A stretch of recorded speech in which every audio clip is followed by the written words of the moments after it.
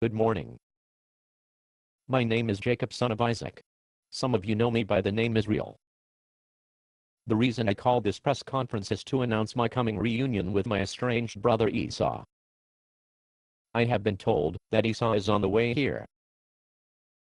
And so, to welcome him as an esteemed member of my family, I intend to give him 200 female goats and 20 male goats, 200 ewes and 20 rams, 30 female camels with their young, 40 cows and 10 bulls, and 20 female donkeys and 10 male donkeys. This sounds like a bribe. Is it true that the reason you're offering your brother all these animals is because you're afraid that he'll kill you next time he sees you? Are you using the press corps as your personal public relations tool? What did you do to your brother Esau to make him want to kill you? Nothing. I'm as pure as the driven snow. That's not what I hear. What did you hear? This is a press conference. We're supposed to ask the questions. Oh. Sure.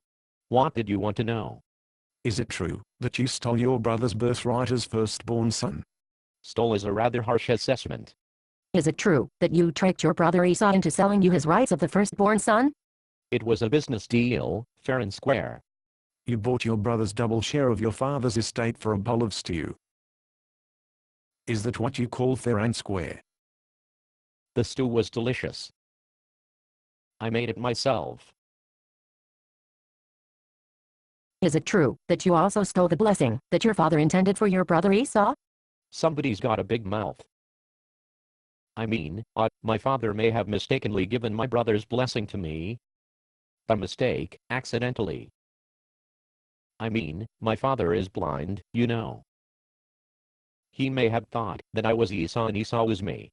I have eyewitness reports that you dressed yourself in animal fur because you knew that when your father touched you, your body would feel like your brother's hairy body. Is there some dress code that specifies what a person has to wear when receiving a blessing from his father? Besides, it was just a silly blessing. I have a transcript of the blessing in my possession. According to this transcript, the blessing was more than "May God bless you." Your father was a prophet of God. His blessing foretold the future. Your brother was supposed to be the one whose descendants would give birth to the Messiah, the Savior of God. You were supposed to be the one who lived among the rocks. See, I was never very comfortable with the great outdoors. My brother is much more accustomed to living among the rocks. Is it true that you have already sent your wives and their children ahead of you to intercept Esau and talk him out of killing you? Well, the kids were anxious to meet their uncle Esau. It wouldn't have anything to do with the fact that Esau is bringing 200 armed guards with him, would it? 400. But who's counting? What if his anger toward you causes him to kill your children?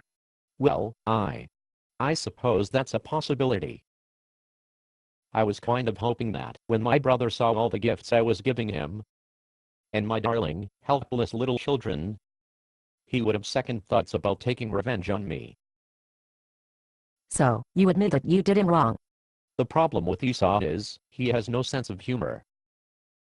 He's a sore loser. That's why it's important that all your press people should be careful to list all the great gifts I'm giving to Esau. And be sure, and mention in your newspapers, that I think Esau is a kind and gentle human being. Well, it's time for my big entrance. Wish me luck. Based on a play by Bob Snook. Conditions for use: do not sell any part of this script, even if you rewrite it. Pay no royalties, even if you make money from performances. You may reproduce and distribute this script freely, but all copies must contain this copyright statement.